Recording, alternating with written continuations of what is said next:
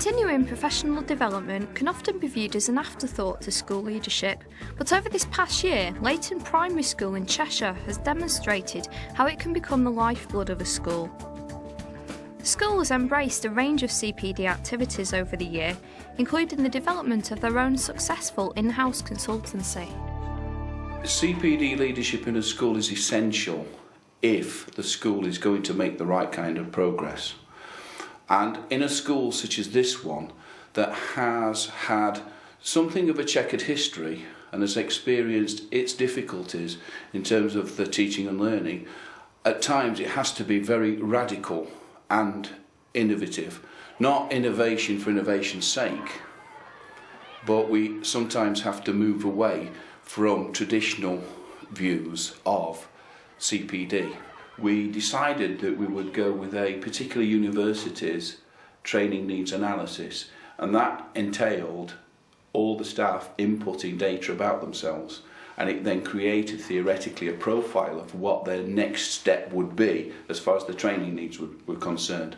That didn't work, unfortunately, because although the system was very sophisticated and elaborate, it just didn't meet our particular requirements. The traditional view of CPD is one whereby it's vertical, top-down, it involves lots of documents, it involves going out on courses, and very often it's not always pertinent to the school's needs. I think that you can't make it bespoke enough, and it needs to be individualised to the school's particular predicament. 2007 was a pivotal year for this school. Ofsted 2004 had said that we were an outstanding school. We'd reached 2007 based on a development plan from 2004 to 2007. So the question then was, where do we go from here to keep pushing back the boundaries of primary practice to make a really effective primary school? I felt it was essential that I found an experienced practitioner who had already shown empathy towards professional development in others. Frankly, she'd been an outstanding mentor for a newly qualified teacher. And as a consequence of that, we discussed a role as a professional development leader within the school. And it would be a very self-governing role. Over this last year, I've seen my role as CPD leader to encompass the whole school and every person in the school, to look at their training needs and to link them with what is needed by the school in terms of its school development plan. The first thing I did in that role was to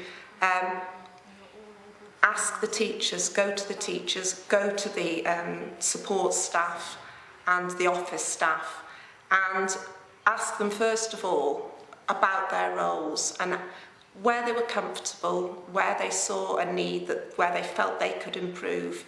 So initially I did it in the form of a questionnaire, but spent time talking to individual teachers about the answers that were in that questionnaire. And I think quickly it became obvious that the CPD had a lot of flaws in it that they had experienced. For example, the sort of things they were telling me, that they were feeding back to me, was that they would go on a course and perhaps a certain amount of that course, if it was a day for example, perhaps they would get an hour out of that course that would be of true value. The key points in our CPD are very much developing the in-house consultancy, not being dependent upon external organisations or agencies. However, we are a primary school and sometimes there are limited resources. So one of the other things that we've done is we've brought in our own in-house expertise through a speech therapist and an artist that we deploy within the school. Where is that? At school. At a school. Let me have a look. They're waiting for something there. What do you think they're waiting for? A bus. Ah, so where are they? They're at a bus station. Very good. Okay, so we've got a stumpy elephant at a bus station. And when is it going to happen? When do you get presents? At somebody's birthday. We were reaching a point whereby what seemed to be standing in the way of some children's development in literacy and those early literacy skills was the paucity of language and communication skills. And we didn't have that capacity in school to be able to train our teaching assistants over a long period of time. So we bought into the speech therapist for 2.5 days a week as part of the development plan from 2007 to 2010. Not only will she work with children, and teaching assistants and teachers can observe her work, but she will also observe the teaching assistants and teachers' work as well. Can you stick out your tongue? Can you put your hands on your head? Can you sit on the floor? Good work. On your chair again. Good boy. All right. Additionally, she's there as a consultant for us for children with particularly challenging needs. But she's also devised a training programme that's quite formal within the school day that takes place periodically for, say, 6 weeks, where we look and focus on a particular area of speaking and listening, or speech and communication and language needs. As far as I'm concerned, it's probably and arguably one of the most significant interventions that this school has ever had. The impact is so profound. And hopefully, in terms of if you were to discuss what the teaching assistants and the staff have learned from Jo, it would be the kind of learning that is deep-seated, is deep-rooted, it's pedagogically based, and it's enabling them to improvise more in those learning interludes you have with very young children. We also have the artist in residence, and what she's again part of the 2007 to 2010 plan. She's working for 2 days a week in school. It's not to cover planning, preparation and assessment time. It's very much about professional development. And she's working with particular teachers, all of the teachers through Key Stage 2. They work alongside her and with groups of children as well. What the staff can do at that point is they see the whole creative process, they work through the planning with her, and then she devises the actual techniques and skills which the teacher can develop with the children. So you need to go along there.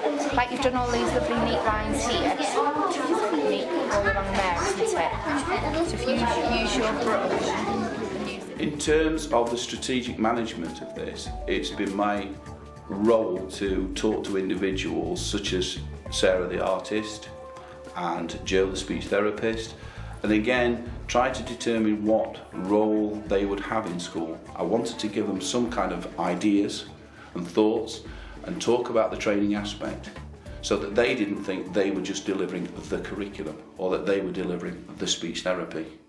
I wanted them to understand that it was about the professional development component, and as I've said, they've created a wonderful environment in which that learning can take place for all the staff.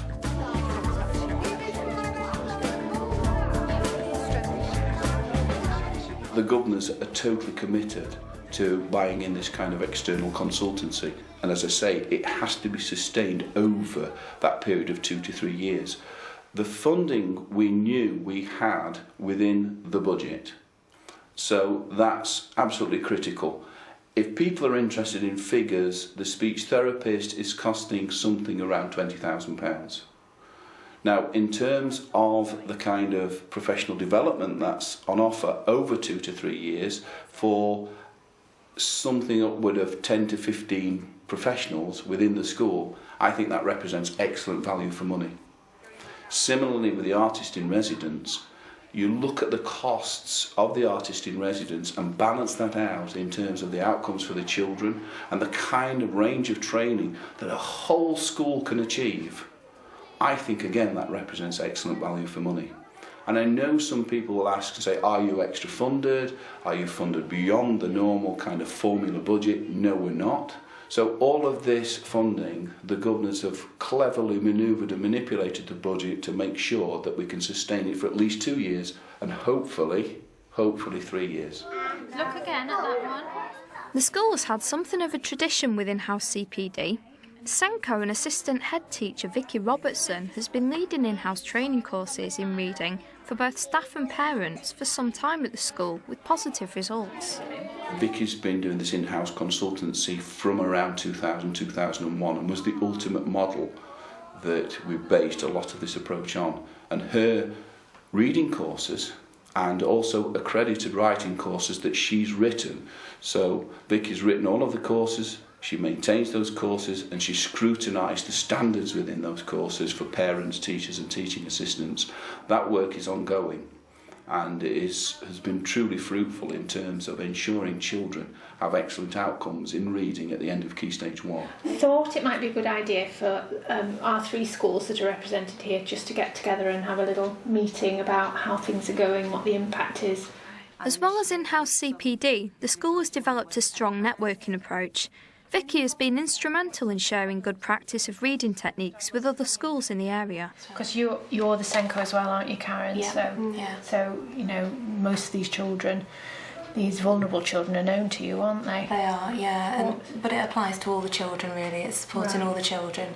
And we're also passing on what you've helped us with onto the other staff. So we're doing some more in-house training on that as well, and parent helpers. Oh, brilliant. The really successful networking have been the courses that we've devised in reading that we deployed within school with our teaching assistants, parents and teachers. So all of those particular adults could access this training. What we've been able to do, and it's very replicable and it's very doable, is we've taken that training out to other schools where they wanted it, free of charge. I went on a science course outside of school. Over this past year as CPD leader, Wendy has closely monitored training the staff has undertaken and has met with subject coordinators to discuss areas of need that have come out of the school development plan. Obviously, the big area that we're looking at in science is this investigative science, the hands-on, and we were all able to So you think it was that. valuable, the fact that she came in to teach the specific area that we were interested in? Absolutely, because there were bits of that science course externally that were not appropriate. No. So One of the things I found when I took on this role a year ago was that people were doing CPD, but there was no way that they could reflect back on what they'd done, that they were not keeping records of what they'd done, and also equally the school did not have access to records. So I introduced portfolios for each member of staff, and they now keep those portfolios, they keep a record, and they also keep feedback from any courses or any work they do with the artist goes into this file. From assessing and speaking to staff, it seems to me that the most successful CPD comes from not things which are passed down, which sometimes lack relevance, but where we actually go out there and challenge our ideas, where we're using our own strengths, our own expertise, and valuing what we have already in school. But this is very much about the school and its needs. Make sure that they're the targeted ones for that particular school. And my advice to anybody would be, don't always be dictated to by outside agencies. Determine what you think is right for your school. Why shouldn't my children, no matter what a background, why shouldn't they access the best kind of curriculum possible? And how do they do that? They do that through the skills of the teachers and the teaching assistants. And so it becomes essential that their professional development is a focus of my role in a strategic sense.